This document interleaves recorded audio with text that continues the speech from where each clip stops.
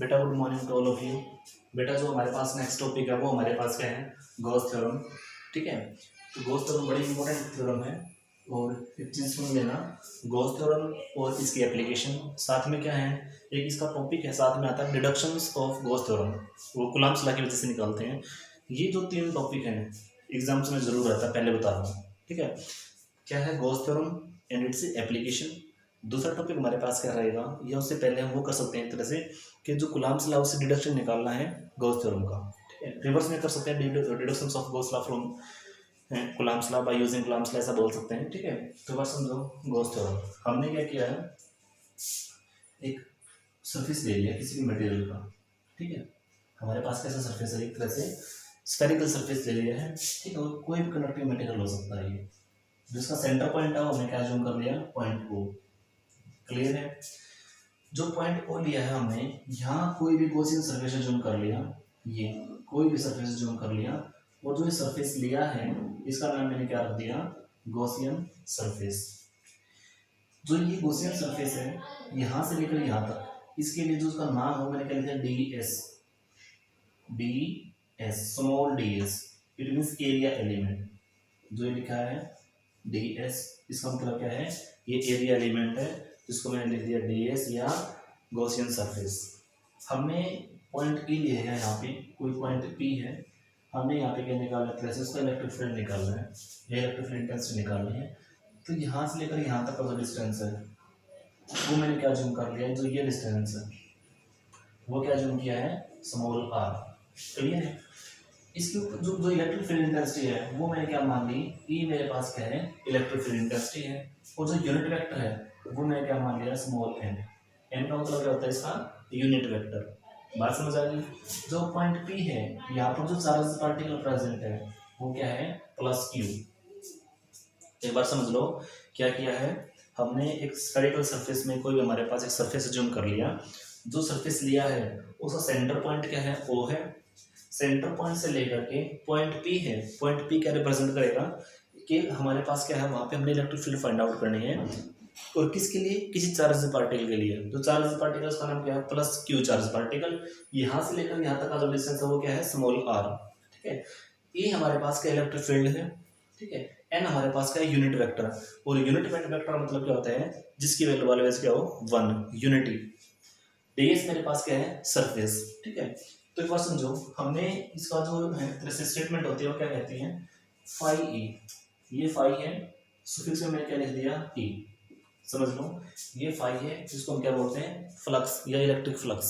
ठीक है, जिसकी इक्वेशन क्या होती है, ई डॉट डी एस होती है। ठीक है, तो जो ये इक्वेशन है ई डॉट डी एस, ई क्या है, इलेक्ट्रिक फील्ड, डी एस क्या है, जितना हमने गॉसियन सरफेस लिया, सरफेस एरिया। जब भी मल्टीप्लिकेशन है इट मींस प्रोडक्ट कैसा है, डॉट प्रोडक्ट, तो हम समझ सकते हैं फाई ई, ये मेरे पास क्या है, इलेक्ट्रिक फ्लक्स, ई क्या है, इलेक्ट्रिक फील्ड, डी एस क्या है, सरफेस एरिया। यदि इसके लिए निकाल के देखें फ्लक्स, तो ये इक्वेशन कंप्लीट यहाँ तक हो जाएगी। यहाँ तक इसको लिखो इक्वेशन फर्स्ट। ठीक है, अब यहाँ लिखो फाई ई, प्रोडक्ट कौन सी है, डॉट। तो डॉट में एक चीज याद रखना, जहां पर भी किसी भी ऐसे दो कंपोनेंट जिनकी प्रोडक्ट क्या हो, डॉट, तो हमेशा एंगल बनेगा cos थीटा। लेकिन जहां पर प्रोडक्ट क्या आ जाए, क्रॉस में आ जाए, मल्टीप्लिकेशन कैसे, क्रॉस, क्रॉस का मतलब क्या, जैसे ए क्रॉस बी, तो वहां पर एंगल क्या बनता है, साइन थीटा। ये हमने पहले किया था। तो यहाँ पे क्या है, ई डॉट है तो क्या बनेगा, cos थीटा। तो इसको लिख सकते हैं E D S cos theta. Clear है, और जो कि हमारे पास यहाँ पर जो थीटा एंगल कितना है, 0 डिग्री। अच्छा जूम कर लिया, कोई एंगल ही नहीं है, तो cos 0 कितना आ जाएगा, मैक्सिमम 1 वैल्यू देगा। तो इसको लिख सकते हैं phi e will be equal to e और D s. This is called electric flux. बात समझानी, ई हमारे पास क्या रहेगा, इलेक्ट्रिक फ्लक्स रहेगा, डी एस क्या है, सरफेस एरिया एलिमेंट है, फाई ई हमारे पास क्या है, इलेक्ट्रिक फ्लक्स। तो यहाँ ले सकते हो भैया phi E represent electric flux, electric flux.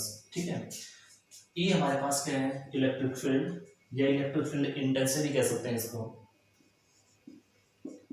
Electric field intensity भी बोल सकते हैं, ठीक है। और ds हमारे पास क्या है, सरफेस एरिया एलिमेंट। ये जो सरफेस एरिया एलिमेंट है इसको हम क्या कह सकते हैं, गॉसियन सरफेस भी बोल सकते हैं, surface area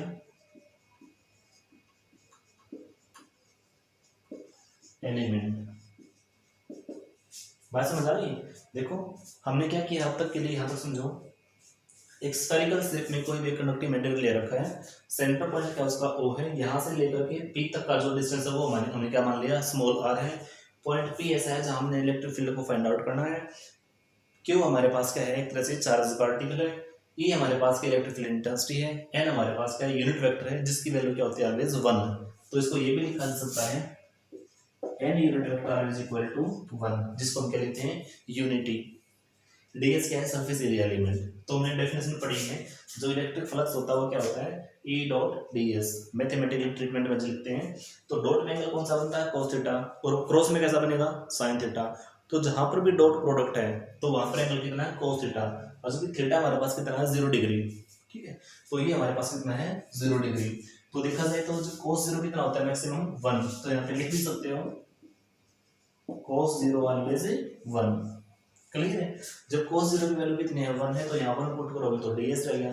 this is called electric flux. अब हमने निकालना क्या है, गॉस थ्योरम प्रूफ करनी है। तो देखो आगे, अब ये जो हमने यहाँ तक सोल्व किया है, ये है सिर्फ एक इस जो ब्लैक कलर का दिखा रखा है इस एरिया एलिमेंट के लिए। यदि हम पूरे के लिए निकाल के देखेंगे तो क्या कर देंगे, इसका इंटीग्रेशन। तो आगे देखो,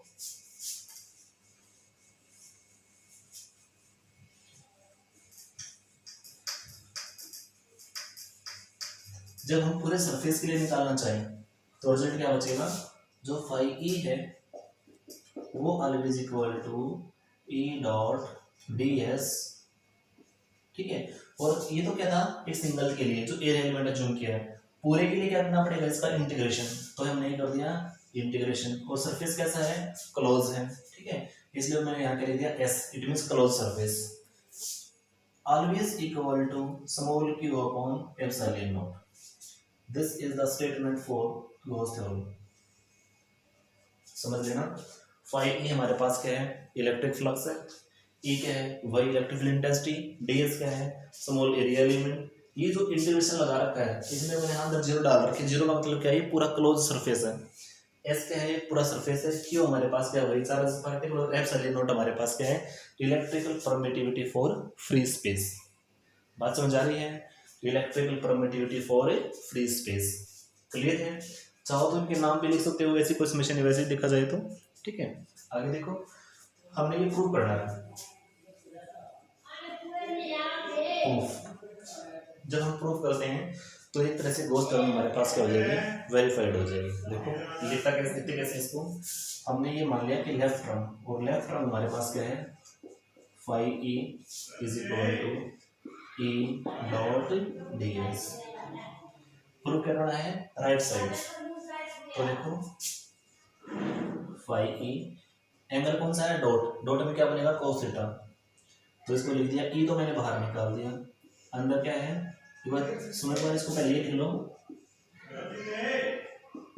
E D S cos theta, और थीटा कितना है, 0।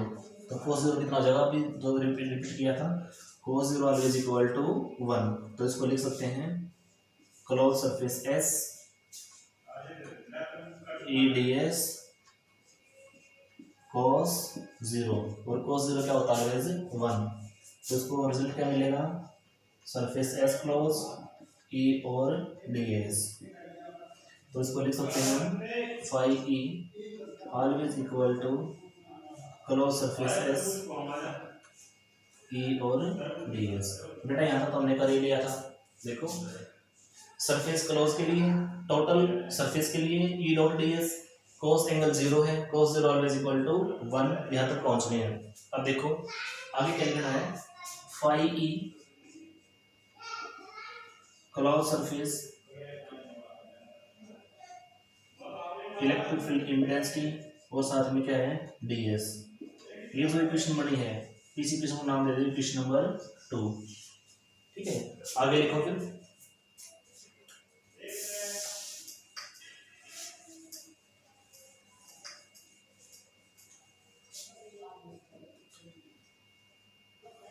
फाइव ई। अभी ई एक तरह से कॉमन निकाल सकते हैं, ई को हमने रख लिया बाहर, अंदर क्या बच गया ds। ठीक है, अब देखो हमने ये पढ़ा हुआ है जो इलेक्ट्रिक फील्ड इंटेंसिटी होती है सिंगल चार्ज के लिए, जो यहाँ पर क्या है सिंगल चार्ज, तो यहाँ लिख देना वेयर जो इलेक्ट्रिक फील्ड इंटेंसिटी होती है सिंगल चार्ज के लिए वो क्या रिजल्ट आया था 1/4πε0 और चार्ज पार्टिकल क्यू। क्लियर है, 1/4πε0 ये जो रिजल्ट आया है ये क्या है सिंगल इलेक्ट्रिक फील्ड इंटेंसिटी के लिए। तो ये रिजल्ट यहाँ पुट कर दो, कितना हो जाएगा 5e is equal to electric field की वैल्यू क्या है Q/4πε0r²। ठीक है, वो साथ में क्या है ds सरफेस।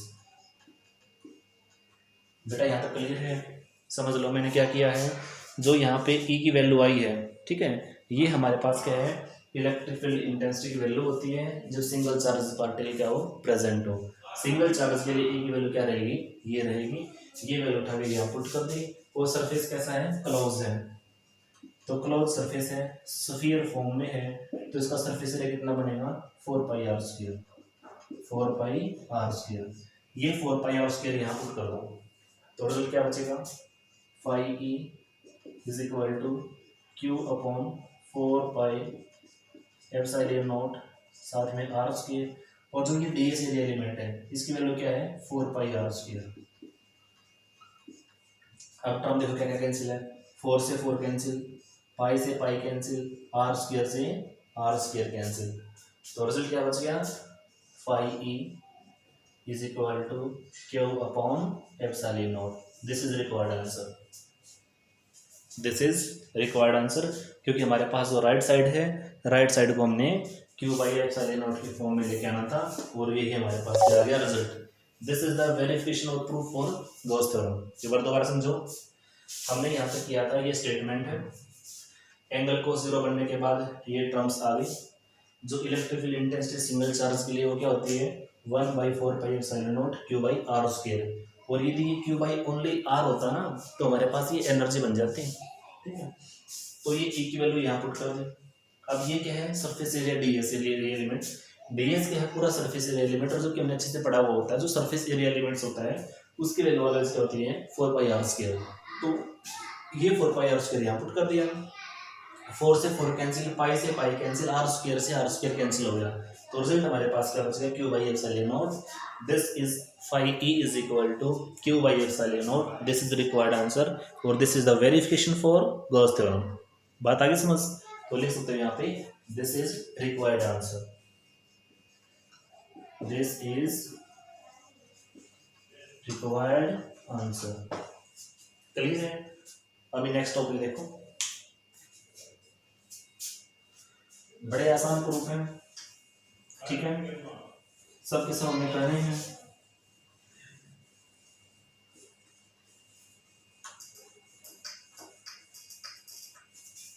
नेक्स्ट टॉपिक है वो डिडक्शंस निकालना है कूलॉम्स लॉ के लिए by using Gauss law.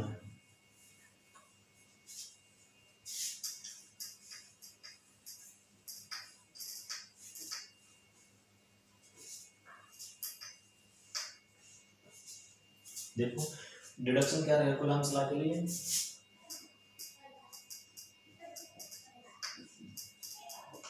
Deduction of Coulomb's law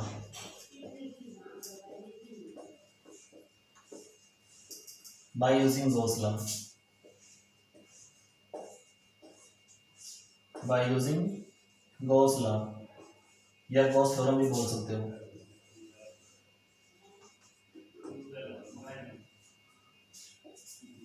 deduction कह सकते हैं या एक तरह से हम कह सकते हैं इसका प्रूफ निकालना है। क्लियर है, अब हमने टॉपिक करके देखा था डायग्रामेटिकली कि हमने कोई सरफेस जूम किया था, ठीक है, और जो सरफेस था हमारे पास ये कैसा था स्फेरिकल सरफेस। ठीक है, ये जो स्फेरिकल सरफेस लिया है सेंटर पॉइंट क्या है इसके लिए वही ओरिजिन O, पॉइंट P है जहां पर चार्ज पार्टिकल Q प्रेजेंट है, यहाँ से लेकर जो सेंटर का डिस्टेंस है वो हमारे पास क्या है वही r डिस्टेंस है। ठीक है, आर डिस्टेंस है। जो गॉसियन सरफेस है वो हमारे पास क्या है, सरफेस जिसका एरिया एलिमेंट क्या है, ds है, और n हमारे पास क्या है, यूनिट वेक्टर, e क्या है इसके लिए, इलेक्ट्रिक फील्ड। पहले वाला डायग्राम बिल्कुल एज इट इज, जो पहले डायग्राम था वही एज इट इज है। सरफेस लिया है, गॉसियन सरफेस ds है, इलेक्ट्रिक फील्ड इंटेंसिटी e है, r हमारे पास का सेपरेशन पॉइंट p जहां हमने इलेक्ट्रिक फील्ड इंटेंसिटी को निकालना है। इलेक्ट्रिक फील्ड की इंटेंसिटी जो हमारे पास का charge particle, n unit vector है। क्लियर है, ये हमने यहाँ तक किया हुआ है। अब जब हम इसकी वैल्यू निकालेंगे, एक तरह से इसका प्रूफ करके देखेंगे। देखो हमने क्या पढ़ा अब तक के लिए, ये पढ़ा था phi E is equal to complete close loop है, उसके लिए क्या था, ई डॉट डी एस। जबकि आगे देखो जो हमारे पास क्लोज सरफेस लिया है, एंगल कौन सा है, वही कॉस कंपोनेंट, तो इसको लिखा जा सकता है E D S cos zero, क्योंकि थीटा हमारे पास कितना है यहाँ पे, जीरो। तो पहले थीटा लिख लो, कॉस थीटा, और theta is equal to zero. कुछ टर्म्स बार बार रिपीट होते इसलिए बड़ी आसान टर्म है। क्लोज सरफेस एस, ई और डी एस, और जबकि हमारे पास कितना है, cos जीरो, और cos जीरो की वैल्यू कितनी रहेगी, ऑलवेज इक्वल टू 1। तो इसको लिख सकते हैं क्लोज सरफेस एस, ई और D S, cos zero is equal to 1। तो ये हमारे पास क्या है, फाई ई। अब देखा जाए तो अभी थोड़ी देर पहले टर्म्स करके देखी हमने, वो क्या आई थी, जो क्यू बाई एप्सिलॉन नॉट के को लाया था। तो जो ये फाई ई है, फाई ई गॉस का रिजल्ट क्या आया था, close surface E dot D S always equal to Q by epsilon naught. तो जो ये फाई ई है, ये दो टर्म्स के इक्वल है, ये भी इक्वेशन ले सकते हैं, क्यू बाई एप्सिलॉन नॉट भी ले सकते हैं। ठीक है, तो ये जो फाई ई है इसकी वैल्यू क्या है, क्यू बाई एप्सिलॉन नॉट। तो यहाँ पर मैंने पुट करवा दिया क्यू बाई एप्सिलॉन नॉट। अब इलेक्ट्रिक फील्ड इंटेंसिटी इसको मैंने बाहर रख दिया, अंदर क्या है, क्लोज सरफेस, और साथ में क्या है, एरिया एलिमेंट ds। एक बार यहाँ तक समझो, बड़ा इंपॉर्टेंट है। ठीक है, हमने क्या किया है, phi E D S angle को चेंज करवाया है, एंगल हमारे पास जीरो खुद ही है, E dot D S angle zero always equal to 1। तो अब यहाँ देखो ये फाई ई की वैल्यू, और फाई ई की वैल्यू कितनी होती है, क्यू बाई एप्सिलॉन नॉट। तो यहाँ पर करवा दिया क्यू बाई एप्सिलॉन नॉट, ए को हमने कम बाहर ले लिया, अंदर क्या बच गया, डी एस। और जो कि अभी थोड़ी देर पहले टर्म्स पढ़ी थी, जो कंपोनेंट सरफेस एरिया है, डी एस एरिया एलिमेंट, वो क्या होता है, 4 पाई आर स्क्वायर। ये जो 4 पाई आर स्क्वायर है वो यहाँ पुट करवा दो, तो कितना बचेगा, Q by epsilon not, electric field intensity ई है, और ये कितना, 4 बाई आई स्क्वायर। क्लियर है, ये लिखो इक्वेशन फर्स्ट और ये लिखो इक्वेशन सेकेंड। क्लियर है, आगे देखो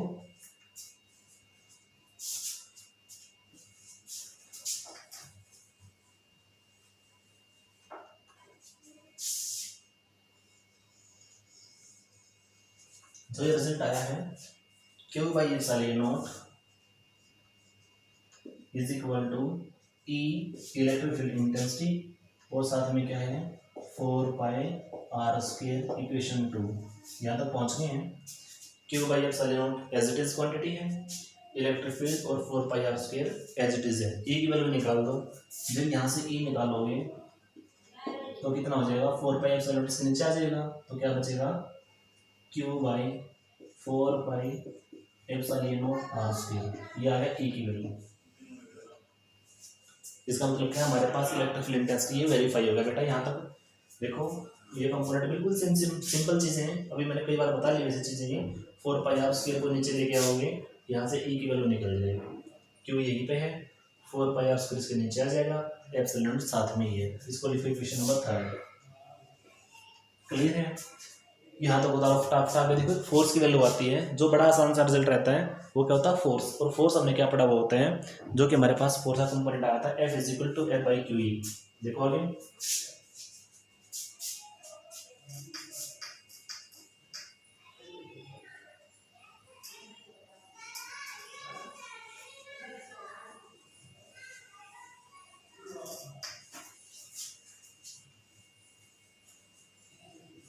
जो आगे रिजल्ट क्या आता है कि यहाँ लिखो we know that,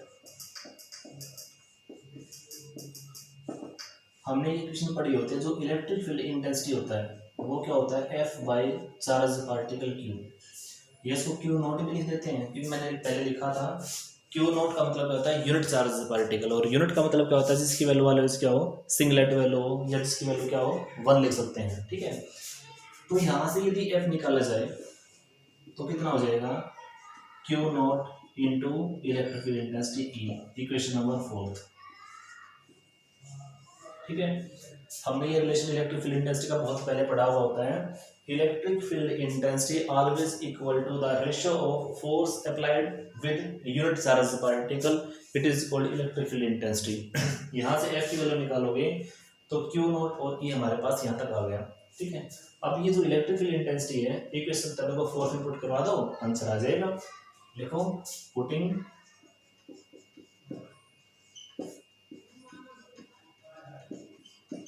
equation 3 in equation 4 we get, जो इक्वेशन 3 है उसको जब 4th में पुट करवाओगे तो बेटा आंसर आ जाएगा। क्या लिखोगे F is equal to Q तो हमारे पास पहले से ही है, E की वैल्यू क्या है ये वाली, तो रिजल्ट क्या बच जाता q not upon 4 pi epsilon not और r square, this is called Coulomb's law. बात आगे समझ, यही हमारे पास क्या कूलम्ब्स लॉ, क्योंकि हमने वहां पर क्या पढ़ा था दो चार्ज पार्टिकल, और दोनों चार्ज पार्टिकल यही है, इसको चाहो तो 1 और 2 भी लिख सकते हो, और यदि नोटेशन लिखो तभी कोई समस्या नहीं। 4 pi epsilon not as it is, R square as it is है, तो उसको आगे लिखा जा सकता है कि F is equal to 1 by 4 pi epsilon naught Q0 Q upon R square, ये आ गया हमारे पास क्या F की वैल्यू। अब ये और ये दोनों इक्वल तो हैं, 1 बाई 4 पाई एप्सिलॉन यहाँ पर है, वो भी यहाँ पर है, Q नॉट ये रहा R square component as it is है, और ये किसकी वैल्यू है K की वैल्यू, चाहो तो यहाँ पे K भी लिख सकते हो, Q1 Q2 ना बराबर लिखोगे तो F inversely proportional to 1 by R square, तो इसको ये भी लिखा जा सकता है F is equal to K Q naught upon R square, this is required answer. Clear है, तो ये डिडक्शन है कूलम्ब्स लॉ को वेरीफाई करवाने के लिए, तो यहाँ से लिख देना this is required answer. Clear है, तो बेटा यहाँ तक वो कर लेना, बाकी जो टॉपिक है वो मैं कल करवाऊंगा।